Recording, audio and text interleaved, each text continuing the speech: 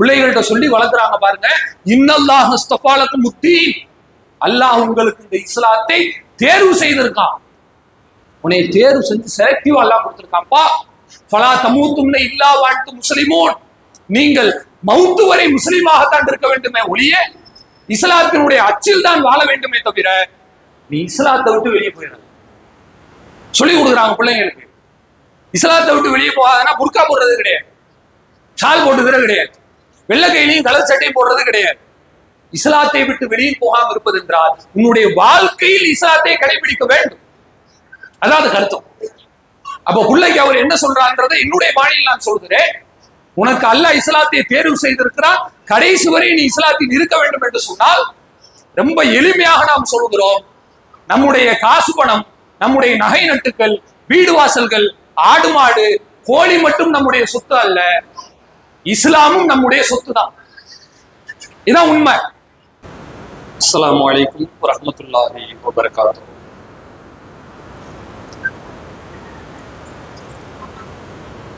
இன்னல் ஹம்துலில்லாஹி நஹ்மதுஹு வ நஸ்தஈனுஹு வ நஸ்தக்ஃபிருஹு வ நஊது பில்லாஹி மின் ஷுரூரி அன்ஃபுஸினா வ மின் ஸய்யிஆத்தி அஅமாலினா. மன் யஹ்திஹில்லாஹு ஃபலா முதில்ல லஹு வ மன் யுضلل ஃபலா ஹாதிய லஹு. வ அஷ்ஹது அல்லா இலாஹ இல்லல்லாஹு வஹ்தஹு லா ஷரீக லஹு வ அஷ்ஹது அன்ன முஹம்மதன் அப்துஹு வ ரசூலுஹு. அம்மா பஅத். கண்ணியம் நிறைந்த எல்லாம் வல்ல அல்லாஹ்வின் நல்லடியார்களே, பெரியோர்களே, தாய்மார்களே, சகோதர சகோதரிகளே, அல்லாஹ் ரப்புல் ஆலமீன் இவ்வுலகில் நமக்கு வழங்கி இருக்கக்கூடிய அருட்கொடைகளிலேயே ஈடு இணை அற்றதும் மிக பெரியதுமாய் விளங்குகின்ற இஸ்லாம் என்கிற மார்க்கத்தினை நாம் அனைவரும் நம்முடைய வாழ்க்கை நெறியாக ஏற்றுக்கொண்டிருக்கிறோம். இந்த இஸ்லாமிய மார்க்கம் நமக்கு பல்வேறு விதமான நல் வழிகாட்டுதல்களை வழங்கி இருக்கிறது. அந்த நல் வழிகாட்டுதல்களை முறையாகவும் செறிவுடனும் பிள்ளைகளுக்கு சொல்லிக் கொடுக்க வேண்டும் என்கிற உயர்ந்த நோக்கத்தோடு நம்முடைய தமிழ்நாடு தௌஹீத் ஜமாஅத் தஞ்சை வடக்கு மாவட்டம் சோழபுரம் கிளையின் சார்பாக நடத்தப்பட்ட கோடைகால பயிற்சி முகாமினுடைய பரிசளிப்பு நிகழ்ச்சியில் நாம் அனைவரும் தற்பொழுது கலந்து கொண்டிருக்கிறோம். இந்நிகழ்வை பொறுத்தவரை பரிசளிப்பு என்பது ஒரு அடையாள நிகழ்வு தான். அதை கடந்து இதை வைத்து நம்முடைய மார்க்க அறிவை நாம் வளர்த்துக் கொள்ள வேண்டும் என்பதும், அந்த மார்க்க அறிவுதான் வரக்கூடிய காலகட்டத்திலே நம்முடைய சந்ததிகளை, பிள்ளைகளை, பேர பிள்ளைகளை காப்பாற்றவிருக்கிறது. காசு பணத்தை விட, நம்முடைய நகை நட்டுக்களை விட, உலக கல்வியை விட மார்க்க கல்வி மட்டும்தான் ஒரு ஆண் பெண்ணுடைய வாழ்க்கையில் மிகப்பெரிய மாற்றத்தை ஏற்படுத்த முடியும் என்கிற விஷயத்தை தெல்ல தெளிவாக நாம் புரிந்து கொள்வதற்காகவும் இந்த நிகழ்ச்சி தற்பொழுது ஏற்பாடு செய்யப்பட்டிருக்கிறது. இதில் எனக்கு கொடுக்கப்பட்டிருக்கிற தலைப்பு, வளரும் தலைமுறையினரும் வல்லோன் தந்த மார்க்கம். இதுதான் எனக்கு கொடுக்கப்பட்டிருக்கிற தலைப்பு. அல்லாஹ் ரப்புல் ஆலமீன் தன்னுடைய திருமறை குர்ஆனிலே சொல்கிறான், வமா கானல் முஃமினூன லியன்ஃபிரு காஃபா, அதாவது மூமீன்களாக இருக்கிற அனைவருமே ஒன்றாக சேர்ந்து மார்க்கத்தை கற்பதற்கு செல்ல முடியாது. அல்லாஹ் யதார்த்தத்தை பேசுகிறான். இப்ப நாமங்க, நீங்க பெண்கள் இருக்கிறீங்க, பெண்கள் மிகுதியாக இருக்கிறீர்கள், ஒரு 150 200 நபர்களுக்கு அதிகமாக இருக்கிறீர்கள். இந்த 200 நபர்களுமே சேர்ந்து நீங்க மார்க்கத்தை படிக்க வாங்க, 200 பேர் மேசாக்குவாங்க என்று பயான் செய்தோம் என்றால் அது கேட்பதற்கு வேண்டுமானால் நன்றாக இருக்கும். யதார்த்தத்துக்கு சரி வருமா? சரி வராது. 200 பேர் வந்து மாசால உட்கார முடியாது. அல்லாஹ் அதைத்தான் சொல்லுகிறான், வமா கானல் முக்மினூன லியன்ஃபிரு காஃபா, அனைவரும் ஒன்று திரண்டு நீங்கள் மார்க்கத்தை படிப்பதற்கு வர முடியாதுதான். ஆனால் ஃபலவுலா நஃபர மின் குல்லி ஃபிர்கத்தின் மின்ஹும் தாயிஃபத்துன், உங்களில் சில கூட்டத்தினராவது சில குழுவினராவது மார்க்கத்தை படிப்பதற்கு ஏன் வராமல் இருக்கிறீர்கள்? அல்லாஹ் எப்படி தெளிவா கேட்கிறான் பாருங்க. எல்லாரும் வந்து நிக்க முடியாது, அது உண்மைதான். அதுக்காக வேண்டி யாருமே வரமாட்டேன்னு நீங்க போனா என்ன அர்த்தம்? அல்லாஹ் நம்மை பார்த்து கேட்கிறான். அப்படி வந்து நீங்கள் என்ன செய்ய வேண்டும் தெரியுமா? நான் ஒரு ஆலிம், மதரசாவிற்கு சென்று என்னுடைய இளமையை துளைத்து என்னோடு பள்ளி பருவத்தில் படித்த மாணவர்கள் அனைவரும் அவர்களுடைய ஆசைகளை நிறைவேற்றிக் கொண்டு உலகத்திலே சுற்றித் திரியக்கூடிய நேரத்திலே நாம் மட்டும் சென்று மதரசாக்களில் கூண்டுக்கிளி போல வளர்ந்து முடித்து விட்டு ஒரு மனிதன் வருகிறான். வந்த பிறகு நீங்க என்ன தம்பி செஞ்சீங்க? நான் வந்து 4 வருஷம் 7 வருஷம் படிச்சிருக்கேங்க. நீங்க இந்த சமுதாயத்துக்கு என்ன செஞ்சீங்க? ஒன்னும் பண்ணலங்க, சும்மா போயிட்டு பார்த்து எல்லாம் நல்லா இருக்கீங்களா அப்படின்னு விசாரிச்சுட்டு வந்துடுவேன். இப்படி நான் சொல்றேன்னு வைங்க, இது சரியானதா? இதுக்காகவா மார்க்கத்தை நாம் படித்தோம்? இல்லை. அதே நேரத்தில் நாம் எதற்கு படிக்கிறோம் என்று சொன்னால், அல்லாஹ் சொல்வது போல, நீங்க எல்லாரும் வராட்டாலும் சில ஆட்கள் வாருங்கள், நீங்கள் மார்க்கத்தை விளங்கிக் கொள்ள வேண்டும். மார்க்கத்தை படிக்கணும். படிச்சுட்டு என்ன பண்ணணும்? வலி இந்திரு கௌமஹும் இதா ரஜஉ இலைஹிம், அவர்கள் மீண்டும் தங்களுடைய ஊர் மக்களிடத்திலே, தன்னுடைய குடும்பத்து பெண்களிடத்திலே, தன்னுடைய உறவினர்களிடத்திலே அவர் வரும் பொழுது அந்த மக்களுக்கு இவர் எச்சரிக்கை செய்ய வேண்டும். அல்லாஹ் எப்படி அழகாக சொல்கிறான் பாருங்க. நீங்க மார்க்கத்தை படிச்சுட்டு உங்க வீட்டுக்கு போய் நீங்க வீட்டை திருத்துங்க அல்லாஹ் சொல்லுகிறான். இதிலிருந்து நாம் ஒரு செய்தியை தெரிந்து கொள்ள முடிகிறது. வேறு யாராலும் செய்ய முடியாத காரியத்தை உண்மையில் நான் சொல்லுகிறேன், மார்க்கத்தை படித்த ஒரு ஆலிமாவாலும் மட்டும்தான் செய்ய முடியும். இது 100% உண்மை. ஒரு மார்க்கத்தை கற்ற ஒரு மனிதனால் ஒவ்வொரு தனி மனிதனுடைய வாழ்க்கையிலும் மாற்றத்தை ஏற்படுத்த முடியும். இது உண்மை. இப்ப எனக்கே ஒண்ணும் தெரியாது, நானே ஒண்ணும் படிக்கிறேன்னு வைங்களேன், எனக்கே தொழுகை எப்படின்னு தெரியாது, தொழாவிட்டால் தண்டனை என்னவென்று புரியாது, மதரசாக்கு நான் போனதே கிடையாது.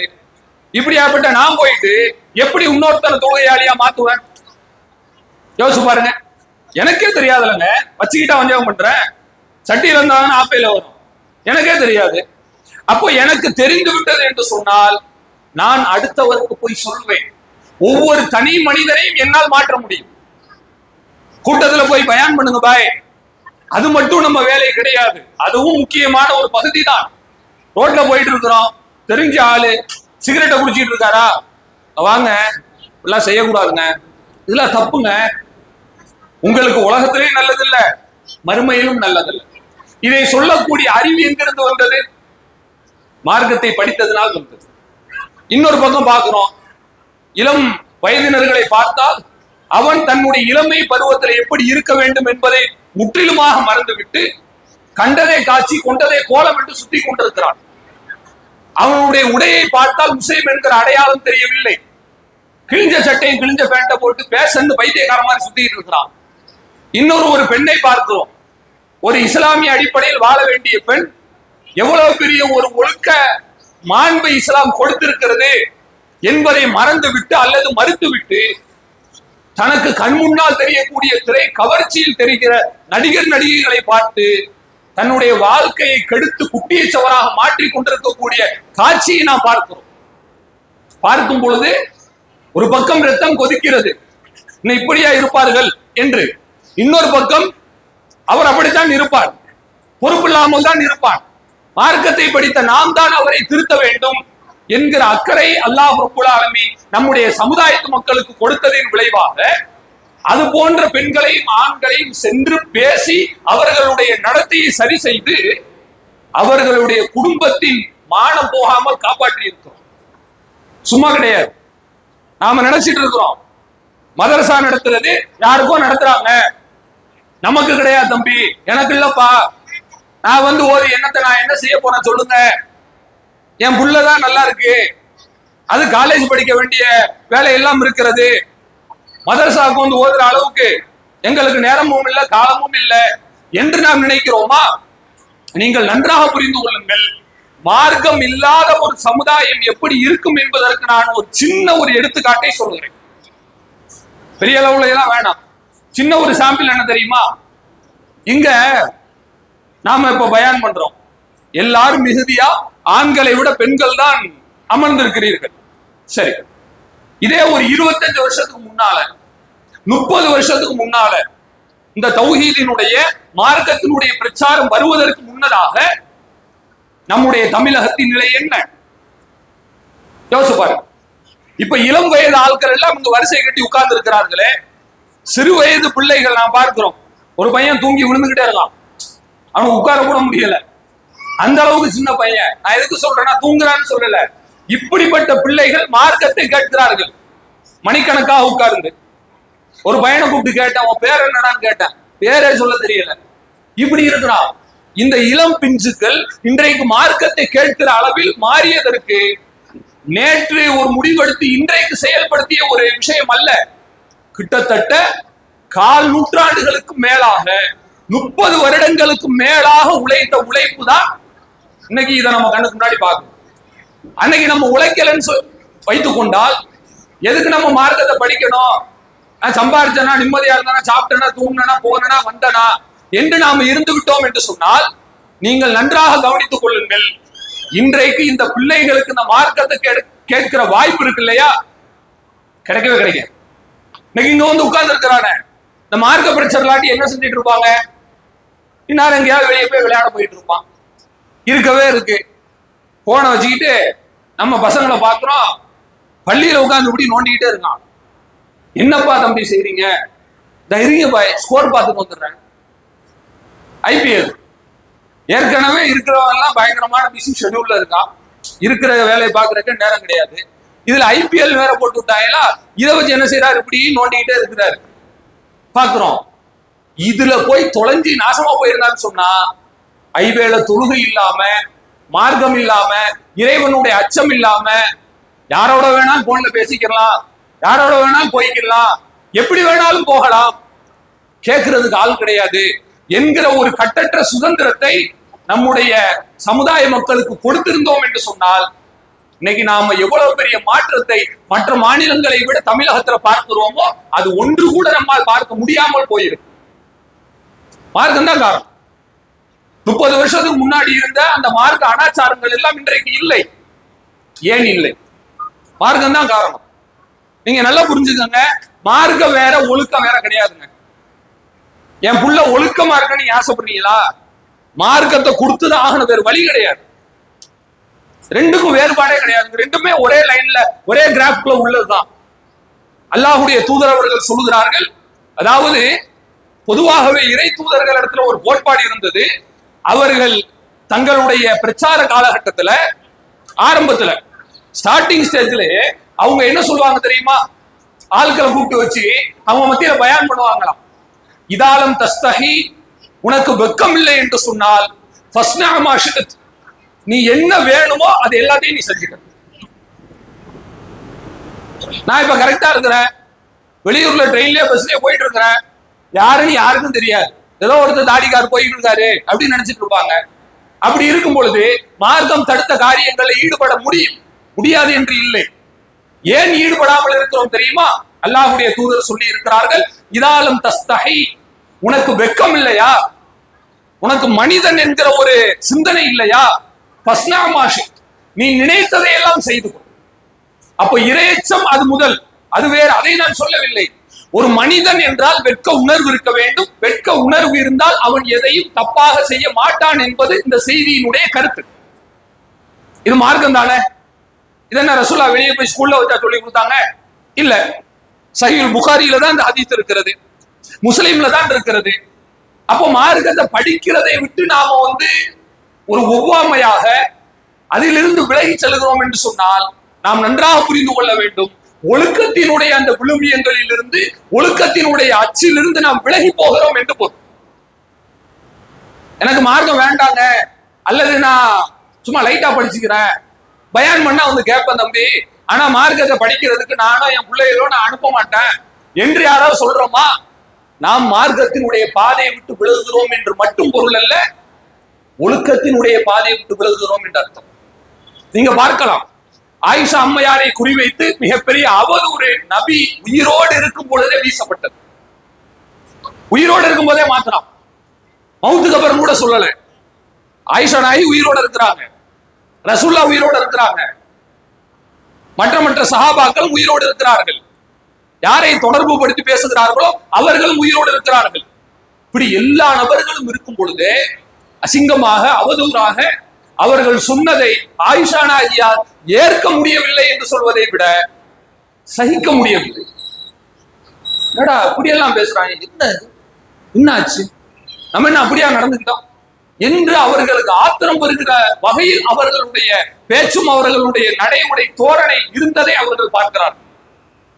பார்த்துவிட்டு யாரை நம்பினார்களோ அவர்களை சற்று சந்தேகப்படுகிற நிலையிலும் சற்று தடுமாற்றம் கொள்கிற நிலையிலும் இருக்கும் பொழுது ஆயிஷா அம்மையார் சொன்ன வார்த்தை என்ன தெரியுமா? அழகான வார்த்தையை சொன்னார்கள், நான் அழகிய பொறுமையை கடைபிடிக்கிறேன். யாக்கூப் அலைஹிஸ்ஸலாம் அவர்கள் சொன்ன வார்த்தை, அதை நான் சொல்லுகிறேன், நான் அழகிய பொறுமையை கடைபிடிக்கிறேன். வல்லாஹுல் முஸ்தஆன் அலா மா தஸிஃபூன், நீங்கள் எதையெல்லாம் தப்பும் தவறுமாக பொய்யும் புரட்டுமாக பேசுகிறீர்களோ அதிலிருந்து நான் அல்லாஹ்விடத்துல உதவி தேடுகிறேன், அல்லாஹ் எனக்கு உதவுவான்.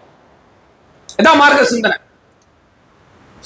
நம்மளை பத்தி ஒருத்தன் தப்பா பேசிட்டான், இல்லாத பொல்லாத பேசிட்டான்னு சொன்னோடனே வரிஞ்சி கட்டி அவன் வீட்டுல போய் இன்னைக்கு அவன் வீட்டை ரெண்டாக்க வேணா பாருங்களேன் என்று போகக்கூடிய மனிதர்களுக்கு அதற்கு அல்லாஹ்விடத்தில் அவர்கள் உதவி தேடி கடைசியில அல்லாஹ் ரப்புல் ஆலமீன் இவர்கள் பத்தினிதான் என்று நிரூபிக்கும் விதமாக குர்ஆனில் வசனத்தை இறக்கி வைத்தார். மார்க்கத்தினுடைய சிந்தனை அவர்கள் ஒரு அங்குலம் கூட விட்டுவிடவில்லை. அல்லாஹ் சொல்லுகிறார், இன்னல்லதீன ஜாஉ பில் இஃப்கி உஸ்பத்தும் மின்கும்.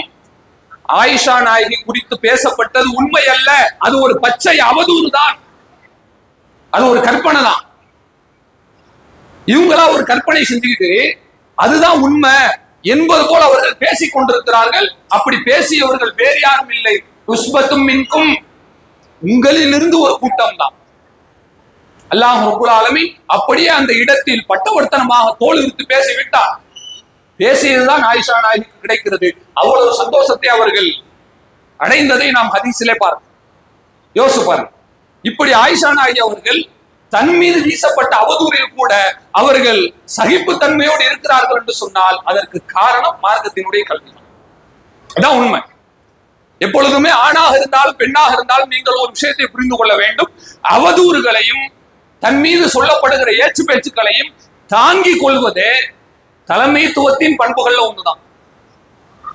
தலைவர்னா சும்மா கையெழுத்து போடுறது கிடையாதுங்க.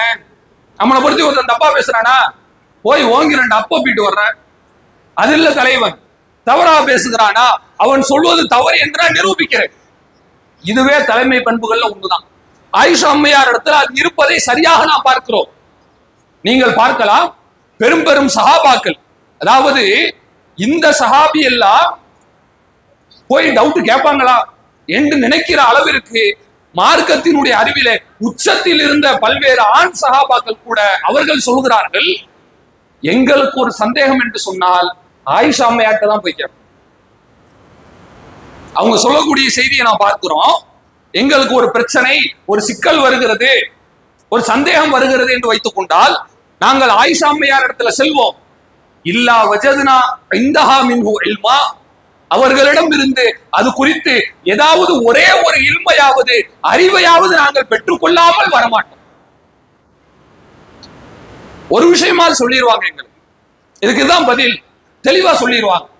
அப்படிப்பட்ட தெளிவை அவர்கள் கொடுப்பதற்கு காரணம் என்ன? இவர்களிடத்துல மார்க்க அறிவு இருந்தது, சஹாபாக்கள் படையெடுத்து வருகிறார்கள்.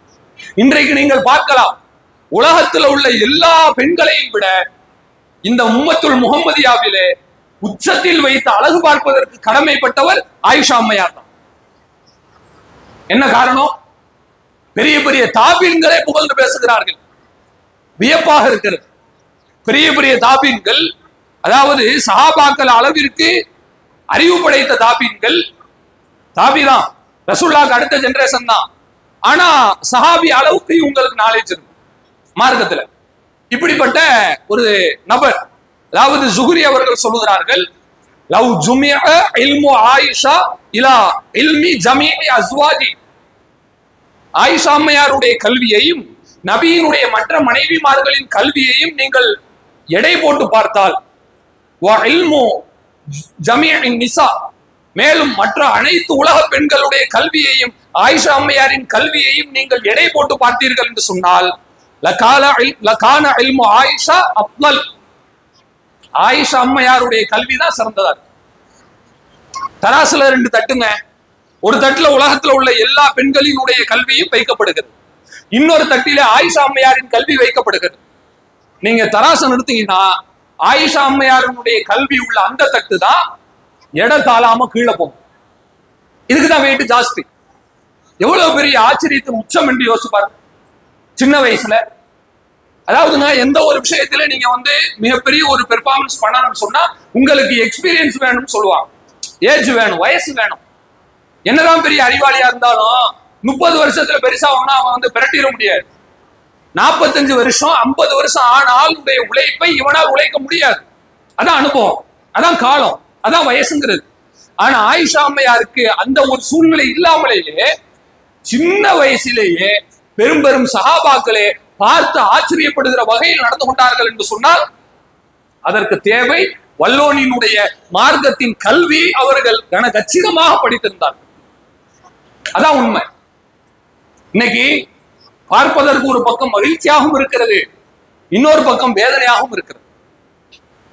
இத்தனை பெண்கள் அமர்ந்திருக்கிறீர்கள், வயது வித்தியாசம் பாராமல், எந்த விதமான வயது பேதம் இல்லாமல், சிறுவயதிலிருந்து முதுவயது வரை அனைவரும் அமர்ந்திருக்கிறீர்கள் என்பதை பார்க்கும் பொழுது அதை சொல்வதற்கு வார்த்தை கிடையாது, நெஞ்சார்ந்த பூரிப்படைகிறோம். ஆனால் மற்றொரு பகுதியிலே பார்த்தால் மார்க்கத்தை அறிந்து கொண்டு இது மார்க்கத்துல தவறுதான் என்று தெரிந்து கொண்டு மார்க்கத்தில் தடுக்கப்பட்ட, வன்மையாக தடுக்கப்பட்ட காரியங்களை எல்லாம் நம்முடைய ஆண்களும் பெண்களும் செய்வதை பார்க்கும் பொழுது கடுமையான வேதனை, மன உளைச்சல் ஏற்படுகிறது. தௌஹீதை சரியாக புரிந்து வைத்திருக்கிறோம், எல்லாம் சரியாக இருக்கிறது. ஆனால் இன்னொரு அந்நிய ஆணோடும் அந்நிய பெண்ணோடும் பரஸ்பரம் தொடர்பு வைத்து கொண்டிருக்கிறார்கள் என்று சொன்னால் இது அல்லாஹ்விடத்தில் கடுமையான தண்டனைக்குரியது என்பதை மார்க்கம் சொல்கிறது. எல்லாம் தெரிந்திருந்தும் அப்படி செய்கிறோமா? செய்தால் நாம் நன்றாக புரிந்து கொள்ள வேண்டும். அல்லாஹ் சொல்லுகிறார், இன்னொரு கலபில் மிர்சாத், உங்களுடைய இறைவன் அனுதினமும் உங்களை கண்காணித்துக் கொண்டே இருக்கிறார். ஒவ்வொரு நாளிலும் அல்லாஹ் அலுவலிலே இருக்கிறார், பார்த்து கொண்டே இருக்கிறார். உங்கள் உள்ளங்களில் உள்ளதை ஊடுருவி அல்லாஹ் பார்க்கிறார், தப்பிக்க முடியாது. ஊர் உலகத்துல தெரியாம தப்பிச்சிடலாங்க. போன்ல யாத்தமாண்டி பேசுற வேணா பாத்துங்க, ஹிஸ்டரி எப்படிலாம் அழிச்சிட்டு அம்மாட்டையும் வாப்பாட்டையும் ஃப்ரெண்டுகிட்டையும் காட்டலாம், தப்பித்து விட. ஒரு பையன் இருக்கான், என்னடா நோண்டிக்கிட்டே இருக்க, என்ன ஆப்ஷன்? ஃப்ரெண்டுகிட்ட பேசுறோம் பையன், அவன் சொல்றான், ஃப்ரெண்டுகிட்ட எப்படி பேசுறான், ஓடா மச்சான் போடா மச்சான், இப்படியே சேட் போய் கொண்டே இருக்கிறது. இவன் கிட்டத்தட்ட 6 மாசம் 1 வருஷமா இப்படியே ஓடிக்கிட்டே இருக்கிறான். கடைசியில அந்த நம்பரை வாங்கி கையும் களவுமா பிடிச்ச முன்னாடி தெரியுது அது டா கிடையாது. இவன் வெளியே தெரியக்கூடாதுனாக்கா என்ன செய்யறான், இப்படி போட்டு ஓட்டிக்கிட்டு இருக்கிறான். பெண் பிள்ளைகளை பார்த்தோம்னு சொன்னா அதுவும் பொம்பளை பிள்ளைகளுக்கு மத்தியில பேசுற மாதிரியே பேசிக் கொண்டிருக்கிறார்கள். என்னடா இது, யாருடா இது அப்படின்னு பார்த்தோம்னா உண்மை அது கிடையாது. இது சிரிப்பதற்காக நான் சொல்லவில்லை, எவ்வளவு பெரிய அசிங்கத்தினுடைய உச்சத்தில் நம்முடைய சமுதாயம் இருக்கிறது என்று யோசிப்பார். மார்க்கத்தினுடைய சிந்தனை மட்டும் இல்லை என்று சொன்னால் அழிந்து நாசமாய் போவதற்கு ஒரு நிமிடமாக அல்லாஹ்வுடைய தூதர் அவர்கள் சொன்ன விஷயத்தை நான் என்னுடைய வாணியில் நான் சொல்லுகிறேன். இது நான் சொல்லவில்லை, ரசூலுல்லாஹ் சொல்றாங்க. மார்க்க கல்வி இல்லை என்றால், வல்லோனின் மார்க்க சிந்தனை இல்லை என்றால் அழிந்து ஒன்றுமில்லாமல் போய்விடுவீர்கள். ரசூலுல்லாஹ்வினுடைய பயம். அவங்க பேசுறாங்க, மறுமையினுடைய நாளுக்கு முன்னால் மக்களிடம் இருந்து கல்வி அழிந்து விடும் என்று சொல்கிறார். கல்வி அழிஞ்சிரும்னா எல்லாரும் படிக்காம கை நாட்டா போயிடுவோமா, முட்டாளா போயிடுவோமா? இதாங்க நமக்கு தோணுது. ஆனா ரசூலுல்லாஹ் இப்படி சொன்ன உடனே ஒரு சஹாபி அழகா கேள்வி கேட்கிறார், நல்ல கேள்வி. அவர் கேட்கிறார் பாருங்க, அல்லாஹ்வுடைய தூதரே, கைஃப யذهبுல் இல்ம், எப்படி கல்வி அழியும்? நஹ்னு நக்ரவுல் குர்ஆன் நாங்க குர்ஆன் ஓதிக்கிட்டு இருக்கிறோம். அபுனா நாங்க எங்க பிள்ளைங்களுக்கு குர்ஆன் ஓதி கொடுத்துக்கிட்டு இருக்கிறோம். அபுனா எங்கள் பிள்ளைகள் பேர பிள்ளைகளுக்கு குர்ஆனை ஓதி கொடுக்கிறார்கள். அழகா கேக்குறாங்க பாருங்க. கல்வி அழிஞ்சிரும், முட்டாள் சமுதாயமா போயிருவோம், அழிவு அதிகரிச்சிடும் சொல்றீங்களே, எப்படி அழிவு வரும்? நாங்க தான் குர்ஆன் ஓதிக்கிட்டு இருக்கிறோமே, மார்க்கத்தை படிச்சுக்கிட்டு இருக்கிறோமே, எங்க பிள்ளைங்களுக்கும் நாங்க குர்ஆன் ஓதி கொடுக்கிறோமே, எங்களுடைய பேர பிள்ளைங்களுக்கும் குர்ஆன் ஓதி கொடுக்கப்படுகிறது. எது வர தெரியுமா? சும்மா 3 தலைமுறைக்கு மட்டும் குர்ஆன் கிடையாதுங்க. இலா யௌமில் கியாமா, கியாமத் நாள் வரை இப்படிதான். வாழையடி வாழையாக, சமுதாயம் சமுதாயமாக குர்ஆனை நாங்கள் படித்துக் கொண்டே இருக்கிறோம். இப்படி படிக்கும் போது நாங்க எப்படி அறிவில்லாத சமுதாயமா போவோம்? சஹாபாக்களுடைய கேள்வி உங்களுக்கு புரியுதா? குர்ஆனை சரியா நீங்க படிச்சீங்கன்னா மார்க்க அறிவு போகாது, அழிந்து விடாது, நல்ல அறிவுள்ள சமுதாயமா இருக்கும். அதான் அதனுடைய கேள்வி. அப்ப கேட்கும் போது அல்லாஹ்வுடைய தூதர் சொல்கிறார்கள் பாருங்கள், ஜியாத் பின் லபீதே, நீங்க நல்ல கேள்வி கேட்கறீங்க, நான் உங்கள்ட்ட திருப்பி கேட்கிறேன். யூதர்களுக்கும் நசாராக்களுக்கும் அல்லாஹ் ரப்பல் ஆலமீன் வேதங்களை கொடுத்திருந்தான். யூதர்களுக்கு என்ன வேதத்தை கொடுத்திருந்தான் சொல்லுங்க? என்னமா யூதர்களுக்கு என்ன கொடுத்திருந்தான்? சபூரா? இந்த பசங்களுக்கு யாருக்கும் தெரியுமா? யூதர்களுக்கு என்ன வேதம் கொடுத்திருந்தான்ல? ஈசா நபிக்கு என்ன மூசா நபிக்கு அல்லாஹ் என்ன கொடுத்திருந்தான்?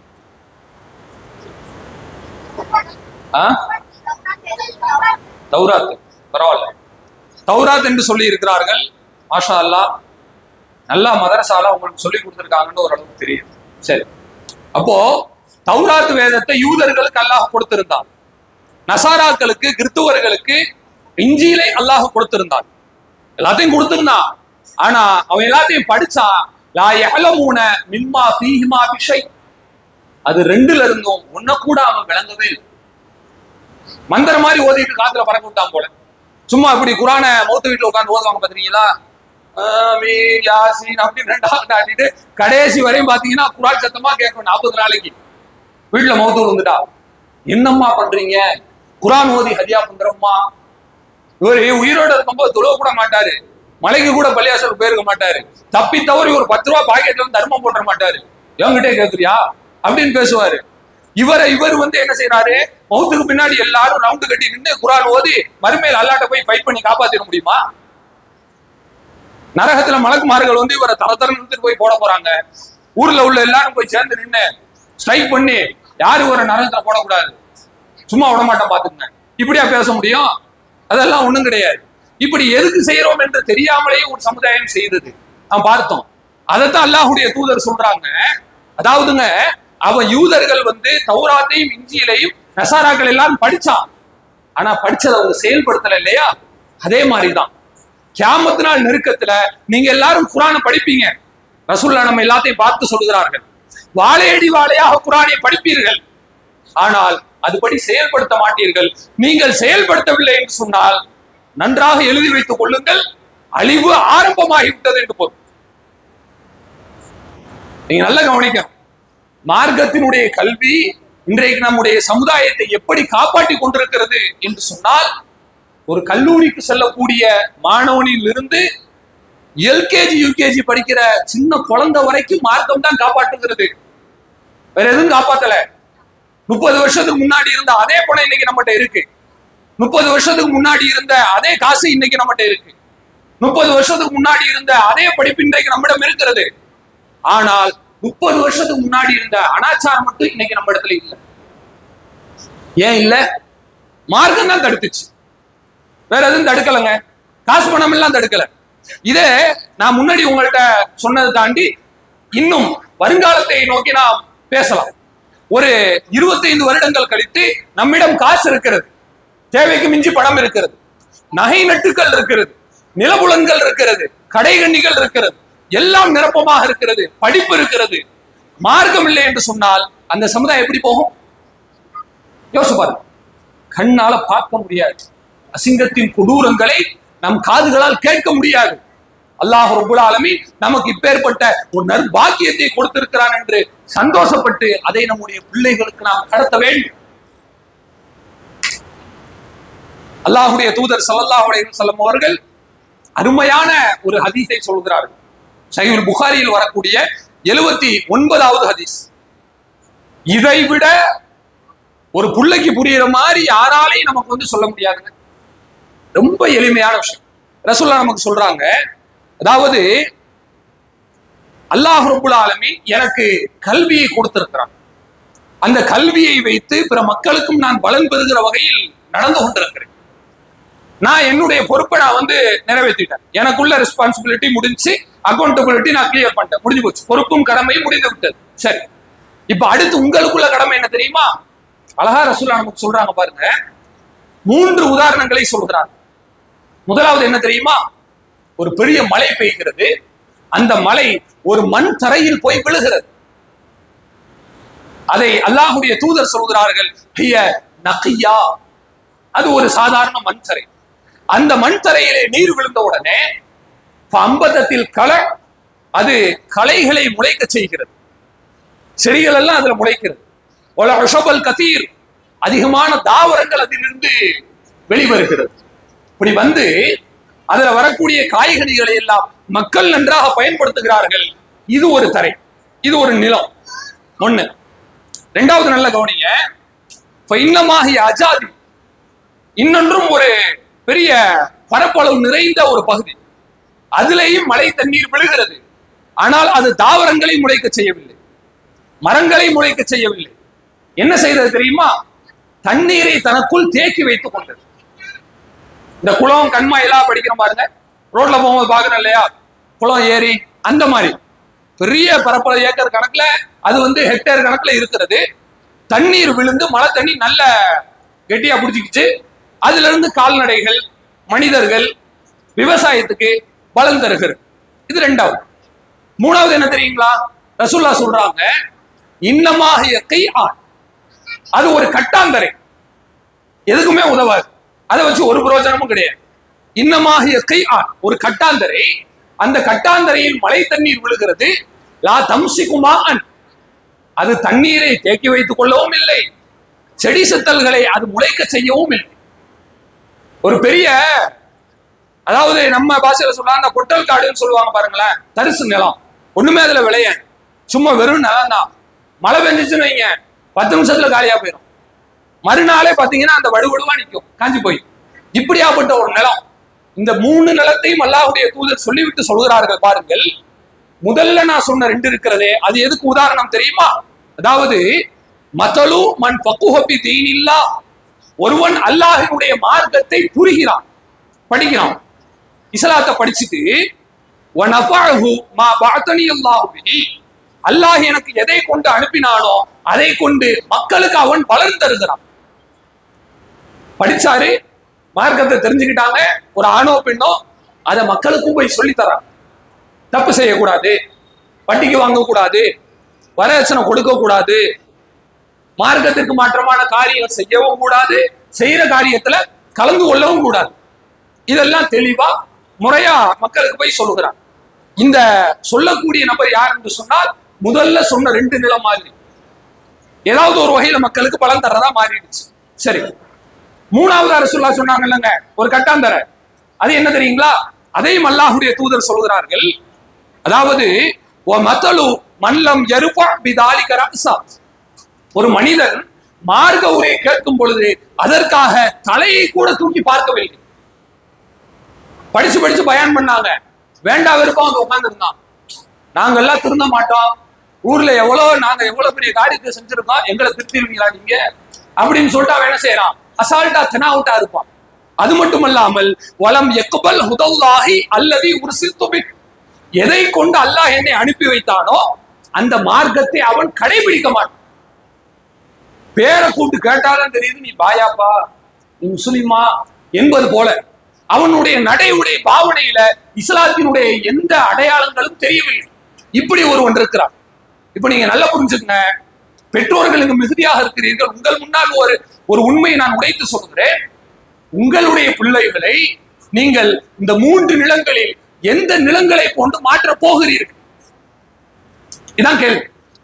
முதல்ல சொன்ன 2 நிலங்கள், ஒன்று தண்ணீரை கொடுக்கணும், ஏரி கண்மா மாதிரி, அல்லது பெரிய வனப்பகுதி மாதிரி மரம் செடி செத்தல்களை முளைப்பித்து மக்களுக்கு பலன் கொடுக்க வேண்டும். அந்த மாதிரி மக்களுக்கு பலன் தரக்கூடிய பிள்ளைகளாக மாற்றப் போகிறீர்களா, அல்லது தானும் கெட்டு பிறரையும் கெடுக்கக்கூடிய கட்டாந்தரையாக மாற்றப் போகிறோம்? யோசிப்பார். நீங்க நல்லா கவனிக்கணும். நம்முடைய பிள்ளைகளுக்கு மார்க்கத்தை கொடுத்தால், குறிப்பாக ஒரு பெண் பிள்ளைக்கு நாம் மார்க்கத்தை கொடுத்தால், நீங்கள் ஒரு பெண் பிள்ளைக்கு மார்க்கத்தை கொடுக்கவில்லை, ஒரு தலைமுறைக்கே மார்க்கத்தை கொடுக்கிறீர்கள் என்று பொருள். ஒரு ஆள் கரெக்டா தெரிஞ்சிட்டாங்கன்னு சொன்னா சொல்லி கொடுத்து கரெக்டா வளர்க்க முடியுமா இல்லையா? சொல்லுங்க. பாக்குறோங்க, குழந்தைங்க நம்ம நினைக்கிறோம் தௌஹீது பிள்ளைங்களுக்கு பெருசா ஆளாள் கிராமலா தெரியாது, சொன்னா செய்வாப்பா அப்படின்னு நம்ம நினைக்கிறோம். அந்த கருத்தே முதல்ல தப்பு. கண்ணுக்கு முன்னாடி நான் பார்த்துருக்கேன். 5 வயசுக்குள்ள யூகேஜி படிக்குது, 1ஆம் கிளாஸ் நினைக்கிறேன். அதுக்கு என்ன தெரியும்? ஒண்ணும் தெரியாது. அந்த குழந்தை ஸ்கூல்ல ஆடல் பாடல் நிகழ்ச்சிக்கு ஆள் எடுக்கிறாங்க போல. கூப்பிடுவாங்க இல்லைங்க, யார் யார் வர்றீங்கன்னு அப்படி கேட்குறாங்க. கேட்கும் போது இந்த குழந்தை என்னன்னு தெரியாம பேரை கொடுத்துட்டு வந்துருச்சு. மறுநாள் தகப்பனார்கிட்ட அந்த புள்ள சொல்லுது, அதாவது நான் எங்க ஸ்கூல்ல மிஸ் கேட்டாங்கதா, நான் பேர் கொடுத்துட்டேன், போகலாமா கூடாதா கேட்குறாங்க. அப்ப அவங்கள்ட்ட சொல்லப்படுது, அப்படிலாம் போகக்கூடாதுமா, மார்க்கத்துல தப்பு, செய்யக்கூடாது. ஏன் செய்யக்கூடாது? பிள்ளையினுடைய ஒரு வெள்ளந்தித்தனமான கேள்வியை பாருங்க. என் கூட படிக்கிறவங்க எல்லாம் போறாங்க, டான்ஸ் ஆடுறாங்க, நான் மட்டும் ஆடக்கூடாதுன்னு சொன்னா ஏன் ஆடக்கூடாது? அந்த புள்ள கேட்கு. அதுக்கு தகப்பனார் சொன்ன வார்த்தை, நீ இப்படி செஞ்சா நான் அவனை காலை உடைச்சிருவேன், கையை உடைச்சிருவேன் அப்படி எல்லாம் சொல்லல. அருமையா சொன்னார், நீ இப்படி செய்தால் மறுமையில் அல்லாஹ் உன்னை தண்டிப்பான். இது உண்மையா பொய்யா? உண்மைதானங்க சொன்னாங்க. மறுமையில் அல்லாஹ் உன்னை தண்டிப்பான். இது ஹராம்மா, செய்யக்கூடாதுமா. சரி, போயிட்டு மறுநாள் நான் வரமாட்டேன்னு சொல்லிட்டு அந்த குழந்தை வந்துருச்சு. அடுத்த வருஷம் அந்த குழந்தை ஸ்கூல்ல படிக்கும் போது இதே மாதிரி ஆடல் பாடல் கச்சேரிக்கு ஆள் எடுத்தாங்க. வர்றீங்களா அப்படின்னு பேப்பரை வச்சு எழுதுறதுக்கு பேர் கேட்கலாம். கேட்கும் போது அந்த குழந்தை வீட்டுல கேட்கவே இல்லை. மிஸ்ஸுட்டே சொல்லிட்டாங்க, டீச்சர் அம்மாட்டே சொல்லிட்டாங்க, நான் இந்த போட்டிக்கு வரமாட்டேன் சொல்லிடுச்சு. அவங்களுக்கு என்னன்னு புரியல. சரி, ஏதோ வரமாட்டேன்னு சொல்லுது, முடியல போல விட்டுட்டாங்க. தகப்பனார்ட்ட மறு வருஷம் அந்த குழந்தை சொல்வதை பாருங்கள். அத்தா, இந்த வருஷமும் என்னை கூப்பிட்டாங்க ஆடல் பாடலுக்கு வான்னு சொல்லி, நான் மாட்டேன்னு சொல்லிட்டேன். ஏமா மாட்டேன்னு சொன்னேன்? இல்ல, நீங்க போன வருஷம் சொன்னீங்கல்ல, இப்படி நீ டான்ஸ் ஆடுனா கூத்து குமால அடிச்சா மறுமையில் அல்லாஹ் உன்னை நரகத்துல போடுவான்னு சொன்னீங்க இல்லையா, ஹராம்னு சொன்னீங்க இல்லையா, அந்த ஹராம நான் செய்யக்கூடாதானே? செஞ்சா அல்லாஹ் என்னை தண்டிப்பான் தானே? இது உலக அதிசயத்தின் உச்சம். இந்த மாதிரி ஒரு குழந்தை பேசுகிறது என்று சொன்னால் இது எவ்வளவு பெரிய மாற்றத்தினுடைய உச்சம் என்று யோசிப்பார். இது கற்பனை அல்ல, கதை அல்ல, கேட்பதற்கு சுவாரஸ்யமாக இருக்க வேண்டும் என்று நான் சொல்லவில்லை. 100% இறைவன் மீது ஆணையாக நடந்த உண்மை. ஒரு 5 வயசு பிள்ளைய மார்க்கம் மாற்றுகிறது என்று சொன்னால் எவ்வளவோ பெரிய அறிவு படைத்து இருக்கக்கூடிய மாமனிதர்களாகிய நம்மை மார்க்கம் மாத்தாதா? யோசிப்பாரு. அதை சொல்லி கொடுத்ததனுடைய விளைவு என்ன தெரியுமா? அந்த குழந்தை எல்லா காரியத்தையும் கேட்க ஆரம்பிச்சிருச்சு. தகப்பனார்ட்ட வெடி வெடிக்கிறான் தெருவுல, பசங்க தீபாவளிக்கு துப்பாக்கி சொல்றான். நம்ம மார்க்கம் தெரிஞ்ச ஆட்களே துப்பாக்கி வாங்கி கொடுக்குற அந்த வேதனையெல்லாம் பாக்குறோம். துப்பாக்கி பிள்ளைக்கு வாங்கி கொடுத்து போட, வெடிச்சுட்டு வாடா, இவன் போய் தெருவுல சுத்தி விளையாடிட்டு இருக்கிறான். ஆனா அந்த குழந்தை சொல்றது, எல்லாரும் துப்பாக்கி சுடுறாங்க, பட்டாசு வெடிக்கிறாங்க, நான் வெடிக்கலாமாத்தா கேக்குது. ஏம்மா, இது ஹலாலா ஹராமா? பாருங்களேன், ஒரு 5 வயசு பிஞ்சு, அதுக்கு என்ன தெரியும்? ஒன்னும் பேரை கூட ஒழுங்கா சொல்ல தெரியாது. அந்த குழந்தை இவ்வளவு செறிவுடன் ஒரு தெளிவான பாதையில வருகிறது என்று சொன்னால் மார்க்கத்தை அறிந்தவருடைய வளர்ப்பு மார்க்கம் அறிந்தவரின் வளர்ப்பாக தான் இருக்கிறது. தௌஹீது பிள்ளை தௌஹீதாக தான் இருக்கிறது. கண்ணுக்கு முன்னாடி பார்த்தோம். அல்லாஹ்வுக்கு கோடான கோடி நன்றியா அல்லாஹ், இது மாதிரி பிள்ளையை பக்கிறதுக்கு அந்த பெற்றோர்கள் கொடுத்து வைத்திருக்க வேண்டும் என்று சொல்கிற வகையில் அந்த குழந்தையினுடைய வாழ்க்கையை நான் பார்த்தேன். இந்த மாதிரி குழந்தைகளுக்கு மார்க்கத்தினுடைய அறிவை இழந்து கண்டதே காட்சி கொண்டதே கோலம் என்று சொல்லக்கூடிய எவ்வளவோ கண்ணுக்கு காணாத காரியத்தை எல்லாம் நாம் இதை பார்க்கறதுக்கு தான் இருக்கோமா என்று நினைக்கிற வகையில் நம்முடைய சமுதாயத்து ஆண்கள் பெண்கள் நடக்கும் பொழுது அதற்குள்ள வித்தியாசம் யோசிப்பார். இறுதியாக நான் ஒரு செய்தியை சொல்லுகிறேன். நம்முடைய வருங்கால சந்ததிக்கு மார்க்கத்தை நாம் விட்டு விடாமல் சென்று விட்டோம் என்றால் அவர்களுக்கு காசு இருந்தும் பணம் இருந்தும் எல்லா பொருட்களும் இருந்தும் அவர்களை வழிநடத்தி செல்வதற்கான ஆசிரியர் இல்லாத மிகப்பெரிய தட்டழியக்கூடிய சமுதாயமாக அவர்கள் மாறி விடுவார்களோ என்கிற கவலை நமக்கு அதிகமாக வருகிறது. நபிமார்கள் தங்களுடைய பிள்ளைகளுக்கு சொன்னதை நான் தற்பொழுது நமக்கு மத்தியில் நினைவூட்டுகிறேன். ஒரு நபி சொல்லுகிறார், யாபனி, என்னுடைய பிள்ளைகளே, இன்னல்லாஹ் அஸ்தஃபாலக்கும் முத்தீன், நீ இந்த இஸ்லாத்துல வந்திருக்கிற, முஸ்லீமா இருக்கிறன்றது ஏதோ ஒரு ஆக்சிடென்டலா நீ நினைச்சிடாத. இஸ்லாத்தை நம்ம எப்படி நினைக்க கூடாது தெரியுமாங்க? ஏதோ நம்ம தப்பி தவறி இஸ்லாத்துல வந்துட்டோம் நீங்க நினைக்காதீங்க. சராசரி மார்க்கமா இஸ்லாத்தை நினைக்கிறதே முதல்ல தப்பு. எல்லாரும் ஹிந்துவா இருக்கிறாங்கல்ல, ஹிந்துவா இருக்கிறாங்க பெரிய பாக்கியமா செஞ்சான் இல்ல, கிறிஸ்டினா இருக்கிறாங்கல்ல, அதுக்கு என்ன அவங்க பாக்கியம் செஞ்சாங்க? ஒண்ணு இல்ல. ஆனா நீங்க முஸ்லீமா இருப்பதற்கு நமக்கு முன்னாடி எல்லாம் இது கிடையாது, இப்பதான் நம்ம பிறக்கிறோம், அதான் வாழ்க்கை. ஆனால் நன்றாக புரிந்து கொள்ளுங்கள், நபிமார்கள் சொல்கிறார்கள், இன்னல்லாஹு அஸ்தஃபாலக்கும் முத்தீன், அல்லாஹ் ரப்புல் ஆலமீன் உங்களுக்கு இந்த இஸ்லாத்தை தேர்வு செய்திருக்கிறான். பார்த்து பார்த்து கொடுத்துருக்கான். சோழபுரத்துல இங்க உட்கார்ந்து இருக்கோமே, நாம மட்டும்தான் முஸ்லீமா? நாம மட்டும்தான் மனிதர்களா? நான் கேட்கிறேன். எத்தனை ஆளுக்கு இருக்கிறான்? எல்லாரும் இருக்கிறாங்கல்லங்க. உங்களுக்கு மட்டும் ஏன் இஸ்லாம் கிடைச்சிச்சு? என்ன செஞ்சோம் சொல்லுங்க? பிறக்கும் போதே 1.5 கோடி ரூபாய தர்மமா கொடுத்துக்கிட்டா பிறந்தோம்? இல்ல இல்ல. நம்ம அம்மா அத்தா எல்லாரும் என்ன நபியா பிள்ளைய கரெக்டா வளர்க்கணும் அப்படியாவா இருந்தாங்க? இல்ல. 5 வேளை தொழக்கூடியவங்களா இருந்திருப்பாங்க, அதிகபட்சம் அவ்வளவுதான் முடியும். பழைய காலகட்டத்துல நம்ம எதுவும் பெருசா வானத்தை வில்லா வளைக்கல, ஒண்ணும் பண்ணல. நமக்கு இஸ்லாத்தை அல்லாஹ் ரப்புல் ஆலமீன் போனால் போகிறது என்கிற ஒரு பிச்சையாக கொடுத்திருக்கிறான். பிள்ளைகள்கிட்ட சொல்லி வளர்க்குறாங்க பாருங்க, இன்னல்லாஹ் அஸ்தஃபாலக்கும் முத்தீன், அல்லாஹ் உங்களுக்கு இந்த இஸ்லாத்தை தேர்வு செய்திருக்கான். உன்னை தேர்வு செஞ்சு செலக்டிவா அல்லாஹ் கொடுத்திருக்கான்ப்பா. ஃபலா தமூத்துன்ன இல்லா வஅன்தும் முஸ்லிமூன், நீங்கள் மௌத்து வரை முஸ்லீமாகத்தான் இருக்க வேண்டுமே ஒழிய இஸ்லாத்தினுடைய அச்சில் தான் வாழ வேண்டுமே தவிர நீ இஸ்லாத்தை விட்டு வெளியே போயிடாது. சொல்லி கொடுக்குறாங்க பிள்ளைங்களுக்கு. இஸ்லாத்தை விட்டு வெளியே போகாதுன்னா புர்கா போடுறது கிடையாது, ஷால் போட்டுக்கிறது கிடையாது, வெள்ளை கையிலையும் கலர் சட்டையும் போடுறது கிடையாது. இஸ்லாத்தை விட்டு வெளியே போகாமல் இருப்பது என்றால் உன்னுடைய வாழ்க்கையில் இஸ்லாத்தை கடைபிடிக்க வேண்டும். அதாவது கருத்தம். அப்ப பிள்ளைக்கு அவர் என்ன சொல்றான்றதை என்னுடைய பாணியில் நான் சொல்கிறேன். உனக்கு அல்லாஹ் இஸ்லாத்தை தேர்வு செய்திருக்கிறான், கடைசி வரை நீ இஸ்லாத்தில் இருக்க வேண்டும் என்று சொன்னால் ரொம்ப எளிமையாக நாம் சொல்கிறோம், நம்முடைய காசு பணம், நம்முடைய நகை நட்டுக்கள், வீடு வாசல்கள், ஆடு மாடு கோழி மட்டும் நம்முடைய சொத்து அல்ல, இஸ்லாமும் நம்முடைய சொத்து தான். இதான் உண்மை. எவனாவது இஸ்லாம் என்னுடைய சொத்து இல்லை, இஸ்லாம் எனக்கு தேவையில்லை, என் பிள்ளை எப்படி போனாலும் பரவாயில்லை, நல்லா இருந்தாலும் சரி நாசமா போனாலும் சரி, என் பையன் மாசம் 1.5 லட்சம் ரூபாய் துபாயில சம்பளம் வாங்கி கொடுத்தா போதும் நினைக்கிறீங்களா? முடிஞ்சு போச்சுன்னு அர்த்தம். நரகத்து கொல்லிக்கட்டைகளாக நம்முடைய பிள்ளைகளை மாற்ற போகிறோம் என்று. என் புள்ள மார்க்கத்தை படிச்சிருக்கா படிக்கலையா அதெல்லாம் தேவையில்லை தம்பி, எனக்கு பிள்ளையா இருந்தா போதும் அப்படி நினைக்கிறோமா? நம்முடைய பிள்ளையின் மறுமை வாழ்க்கையில் சொர்க்கத்தை நாம் உறுதி செய்வதில் தவறிழைக்கிறோம் என்று. அதைத்தான் மீண்டும் நான் பலமுறை சொன்னதுண்டு, நன்றாக நாம் கவனிக்க வேண்டும். நம்முடைய நகை நட்டுக்கள் காசு பணம் மட்டும் நம்முடைய சொத்து அல்ல, இஸ்லாம் நம்முடைய சொத்து தான். எப்படி சொத்தை மௌத்துக்கு பின்னாடி பிள்ளைகளுக்கு பிரிச்சு கொடுக்கிறோமோ அது மாதிரி இஸ்லாத்தை நம்முடைய பிள்ளைகளுக்கு முறையாக கொண்டு போய் சேர்க்க வேண்டும்.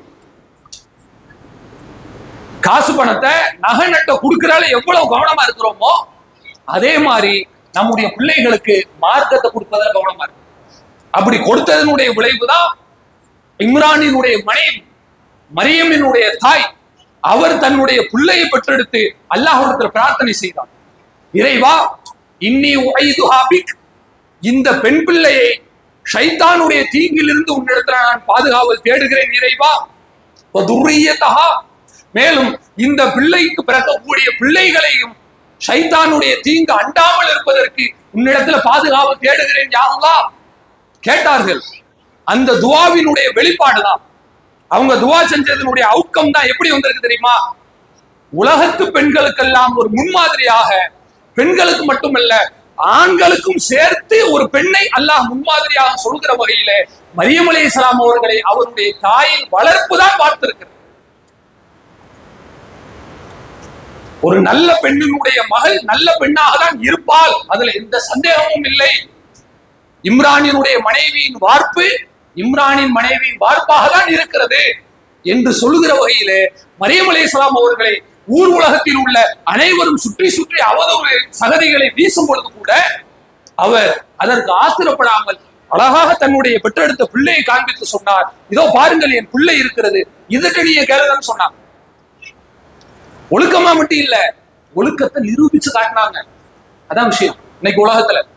அப்ப பல ஆயிரம் வருஷத்துக்கு முன்னாடியே இப்படி இருந்திருக்கிறாங்க என்று சொன்னால், இன்றைக்கு நவீன காலம் என்கிற பெயரால் ஷைத்தானிய சிந்தனைகள் சூழ்ந்து கொண்டிருக்கக்கூடிய காலகட்டத்தில் நம்ம வாழ்ந்துகிட்டு இருக்கோம்.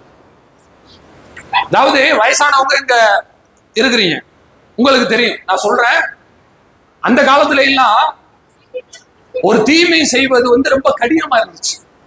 முன்னாடி எல்லாம் அன்னைக்கு எல்லாம் ஒரு 25 வருஷம் 30 வருஷத்துக்கு முன்னாடி எல்லாம் எப்படி தெரியுமா, ஒரு தீமை செய்வது சென்ட்ரலைஸ்டா இருந்துச்சு. சினிமா பார்க்கணும்னா தியேட்டருக்கு போனோம், மத்தியஸ்தப்படுத்தப்பட்டுதான் இருந்துச்சு, பரவலா கிடையாது. ஒரு தப்பு செய்யணும்னா தேடி போய் தப்பு செய்யணும். இன்னைக்கு எப்படி இருக்கிறது, எல்லாமே டீசென்ட்ரலைஸ்டா வச்சிருக்கான். எங்க வேணாலும் என்ன வேணாலும் கிடைக்கும். நம்ம தமிழ்நாட்டுல கல்வியும் கிடைக்கும், கள்ளச்சாராயமும் கிடைக்கும். கிடைக்குமா இல்லையா? ரெண்டுமே இங்க பரப்பி வச்சிருக்கிறான். இப்படியாப்பட்ட ஒரு உத்தரவாதம் இல்லாத ஒரு காலகட்டத்துல இந்த வல்லோனினுடைய மார்க்கத்தை கொடுத்தால் மட்டும்தான் நம்முடைய வரக்கூடிய தலைமுறையை நாம் காப்பாற்ற முடியும் என்பதை மீண்டும் மீண்டும் அழுத்தமாக நான் சொல்லிக் கொடுக்கிறேன். எனவே நபிமார்கள் சொன்னது போல இந்த இஸ்லாத்தை அல்லாஹ் நமக்கு தேர்வு செய்திருக்கிறார். மௌத்து வரை நமக்கு சாப்பாடு இல்லாமல் கூட வாழ்ந்து விடலாம், ஆனால் இஸ்லாம் இல்லாமல் வாழ முடியாது. ஒரு நொடி பொழுது கூட வாழ முடியாது. தண்ணி இல்லாம இருந்துடலாம், நகநட்டு இல்லாம இருந்துடலாம், ஆடம்பர வசதி இல்லாம ஏசி இல்லாம கூட இருந்துடலாம், இஸ்லாம் இல்லாம இருக்க முடியாது. இஸ்லாத்தை ஒருவன் இழந்தால் அல்லாஹ் ரப்புல் ஆலமீன் சொன்னது போல வலியு திம்ம நிஅமத்தஹு அலைக்கும், இந்த இஸ்லாத்தை நான் உங்களுக்கு கொடுத்ததை எது கொடுத்திருக்கேன் தெரியுமா, என்னுடைய அருளை முழுமைப்படுத்துவதற்கு தான். ஒரு மனிதன் வாழ்க்கையில முஸ்லீமாக பிறக்கவில்லை என்று சொன்னால் அவன் தன்னுடைய வாழ்நாள் லட்சியத்தை பிறவி பலனை அடையாமல் போகிறான் என்று அர்த்தம். ஒரு மனிதன் இஸ்லாத்தை ஏற்றுக்கொண்டால்தான் அல்லாஹ்வினுடைய அருளை முழுவதுமாக அனுபவித்திருக்கிறான் என்று பொருள். இப்படி எல்லாம் அல்லாஹ் ரப்புல் ஆலமீன் சுற்றி சுற்றி இந்த இஸ்லாத்தை அருளாகவும் நம்முடைய பாதுகாப்பு அரணாகவும் அன்றைக்கே சொல்லி இருக்கிறார். இன்றைக்கு அசிங்கமும் அவமானமும் தேவையற்ற காரியங்களும் சைத்தானிய சிந்தனைகளும் நம்மை சுற்றி சுற்றி வந்து கொண்டிருக்கக்கூடிய காலகட்டத்திலே நம்மை காப்பாற்றக்கூடிய ஒரே ஒரு பாதுகாப்பு அரண் என்பது உலக கல்வி அல்ல. அது காசு கொடுக்கும், பணம் கொடுக்கும், பட்டம் கொடுக்கும், வீடு வாசலை நமக்கு பெற்றுத்தரும், ஒழுக்கத்தை பெற்றுத்தரார். நம்ம பாக்குறோம், பிள்ளைங்க யாராவது ஒரு ஆள் காட்டுங்க பார்ப்போம். என் பிள்ளை காலேஜ் படிக்கிறதுக்கு முன்னாடி ஆக பெரிய சோரா இருந்தான், ஆனா கல்லூரிக்கு போயிட்டு வந்தான் பாருங்க, நல்ல பையனா மாறிட்டான். காலேஜ்ல அப்படி ஒழுக்க ஆதாபெல்லாம் நடத்துறாங்கம்மா. இப்படி ஏதாவது ஆர்ட்ஸ் காலேஜ் இருக்கா, சயின்ஸ் காலேஜ் இருக்கா என்ன, எனக்கு தெரியாது. மாத்தமா வேணா சொல்லலாம், நல்லா இருந்தான் தம்பி, போயிட்டு வந்தான் ஜமாலுக்கு, இப்படியா கெட்டு போவான் என்று சொல்லக்கூடிய வகையில் இருக்கிறது. எத்தனை காலேஜ் நான் சும்மா உதாரணத்துக்கு சொல்றேன், நிறைய இப்படித்தான் இருக்கிறது. ஆனா மார்க்கம் மட்டும்தான் ஒரு அயோக்கியனை யோக்கியனாக மாற்றும். அப்படிப்பட்ட மார்க்கத்தை நம்முடைய சொத்தாக நினைத்து வரக்கூடிய தலைமுறைக்கு இந்த வல்லோனின் மார்க்கத்தை தவிர அவர்களை காப்பாற்றுவதற்கு வேறு நாதி கிடையாது, வேறு வழி கிடையாது என்பதை நம்முடைய மனதில் ஆழமாக பதிய வைத்துக் கொண்டு ஆண்களுக்கும் மார்க்கத்தை கொடுக்க வேண்டும், பெண்களுக்கும் குறிப்பாக மதரசாக்களில் அவர்களை இணைத்து அவர்கள் ஒரு நபர் மார்க்கத்தை படிப்பதன் மூலம் அவர்களுடைய வாழ்வியல் தலைமுறையை தலைக்க செய்கிற மார்க்கத்தினுடைய வழியில் வளர்க்கிற ஒரு பணியை முற்றிலும் சிறப்பாக செய்து உண்மையிலும் மறுமையிலும் வெற்றி பெறக்கூடிய ஒரு குடும்பங்களாக அல்லாஹ் ரப்புல் ஆலமீன் நம் அனைவரையும் மாற்றி அருள் புரிவானாக. வாஹிர் தஅவானா அல்ஹம்துலில்லாஹி ரப்பில் ஆலமீன். அஸ்ஸலாமு அலைக்கும் வரஹ்மத்துல்லாஹி வபரகாத்துஹு.